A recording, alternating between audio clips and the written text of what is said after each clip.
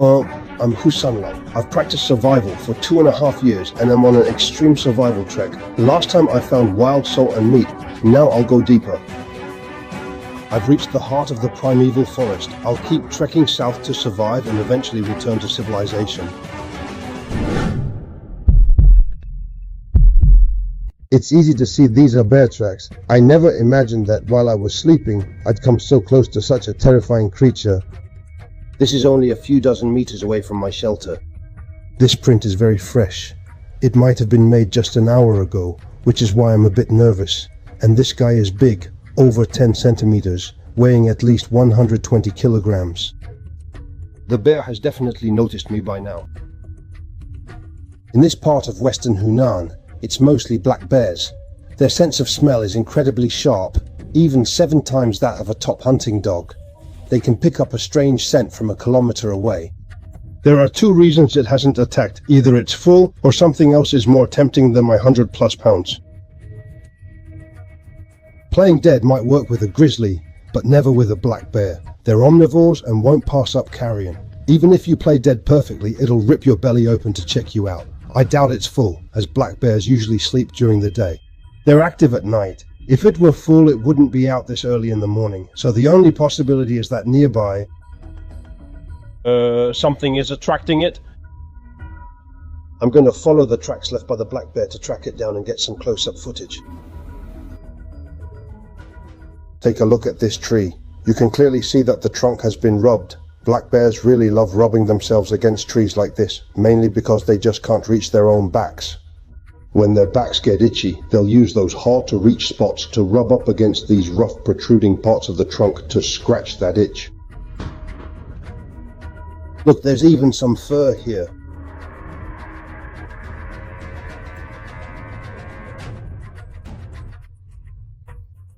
These cross-sections were left by sharp claws. It might be looking for insects in this dead wood since black bears are omnivores. I just need to follow its trail. This isn't something a small animal could break.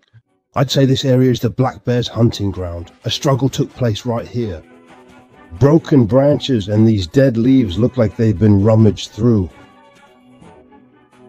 Faint paw prints, and most importantly, there are traces of blood here too.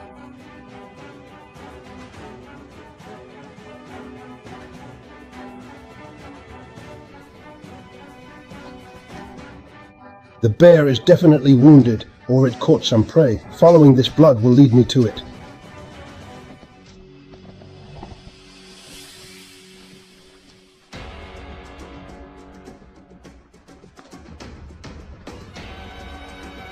I see it. It's right over there. It's a black bear.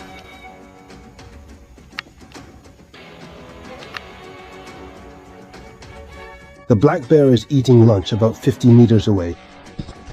I suddenly had a bold idea to borrow some food from the bear. That way I won't have to worry about finding food today. To take food from a bear's mouth, I must plan my escape route, then provoke it to lure it away. I've already scouted the escape route, which is downhill. There's water and thick brush below. The dense vines should slow it down well. I made a huge mistake this time by worrying about size and weight. I didn't bring my A7M III or a telephoto lens. This HD camera's quality drops to 480 when zoomed in, so I'll use the GoPro to get as close as possible for the shot, since the GoPro is 4K.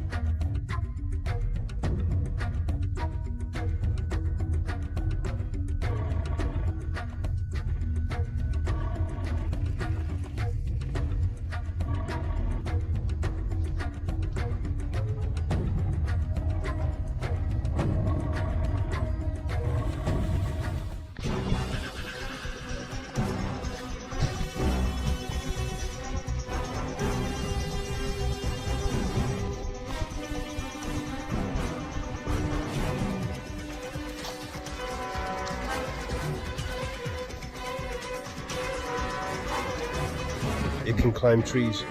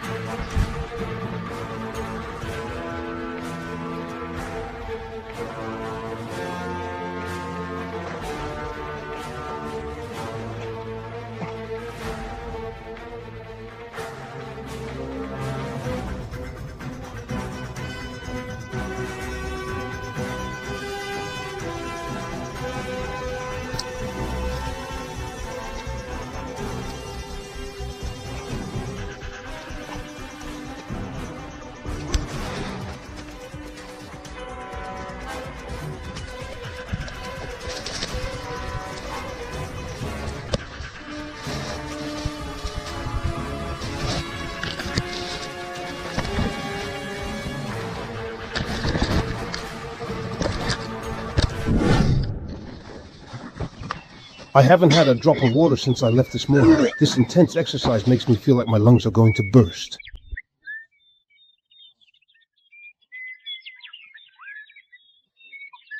I've managed to lose the bear's sight. I'm at least 800 meters away from its feeding spot. That was luring the tiger away. Now it's time to set up a decoy. Black bears are extremely territorial. It'll definitely track my scent to hunt me down and drive me out of its territory. This is called stinking wormwood. Rub it together. Its juice can mask my scent. Actually, the best thing is sanjiangzi. Rubbing its fruit on your body can even evade search dogs.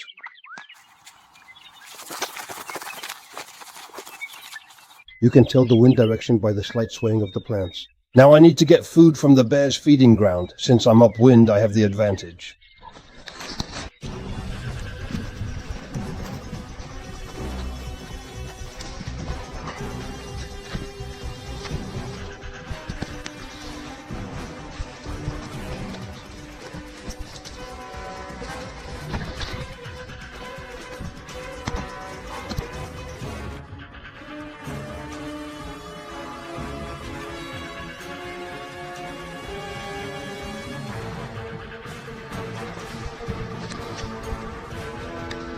I've already gotten the bear's food. To avoid any possible retaliation from the bear, I must move at full speed.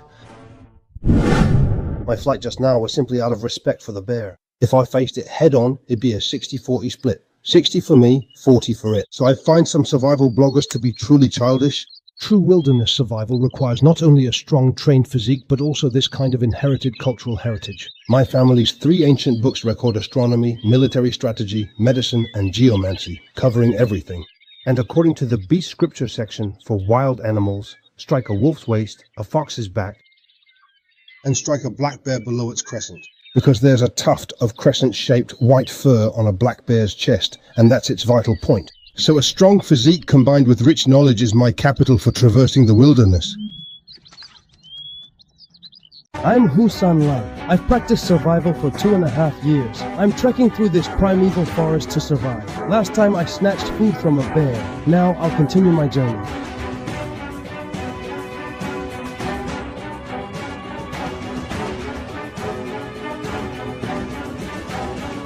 This is a type of epiphytic fern.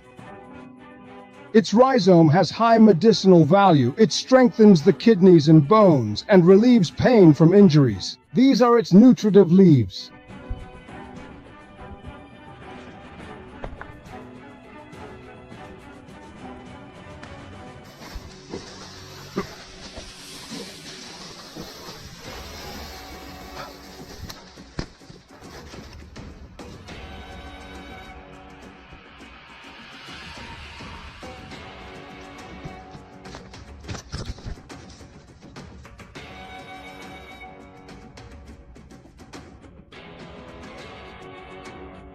This fruit looks just like a longan, but it's not. This should be a soapberry. Soapberry is also called the hand-washing fruit. The pulp is rich in saponin. It's a natural soap in the wild.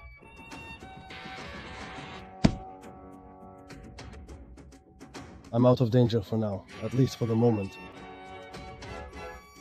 I'm going to wash my hair. Sweating from intense exercise has made my unwashed hair incredibly itchy.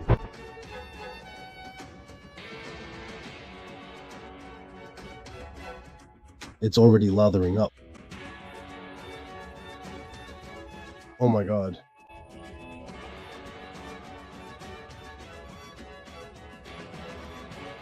Now that I've finished washing my hair, it's time to head out again. I don't need to worry about food today. But because of the bear's potential revenge, I need to move at full speed. Remember this: the smarter the animal, the more vengeful it is. A trained black bear can have the IQ of a 7-year-old human.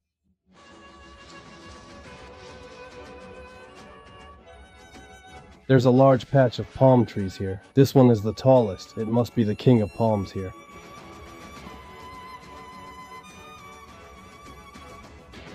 My shelter for today will be around here. Lots of palm leaves. These leaves are great for roofing a shelter. They're very waterproof. I've been on the run for 7 hours. It's time to build a shelter to get through the coming night. This spot is about 3 or 4 meters off the ground. I'm choosing to build my shelter up in this tree today. This way I can avoid being disturbed by wild animals.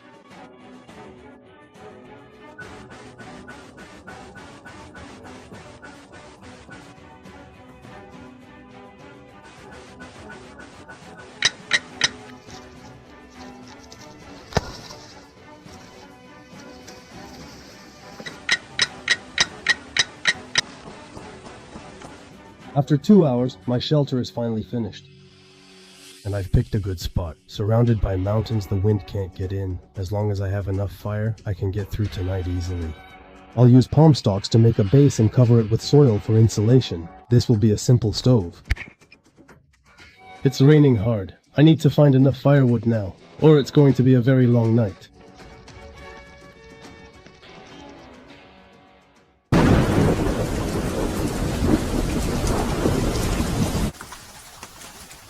The rain is a good thing for me. It masks my scent. If that black bear wants revenge, he won't find me. Time to cook up today's big feast. One of my GoPros ran out of battery, but I've got it charging now. This is the light for night shooting.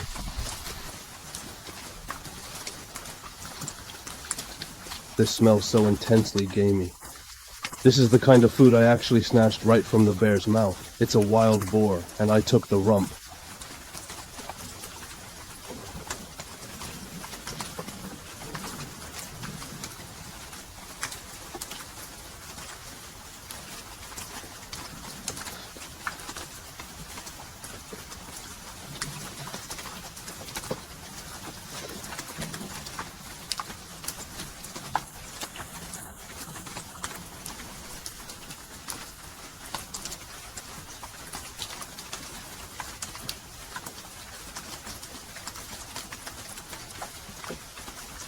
So tough.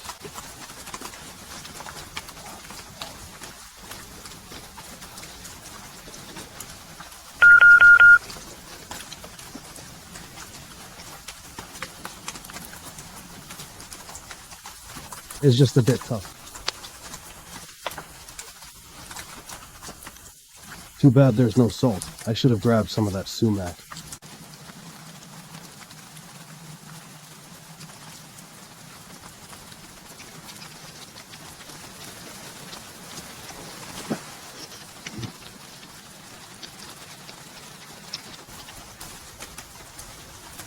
Even without any seasoning, I still find it absolutely delicious. The dining environment is important. Here I am, alone in the heart of the primeval forest. Raining outside a campfire, eating roasted meat. This is something many people will never experience in their lives.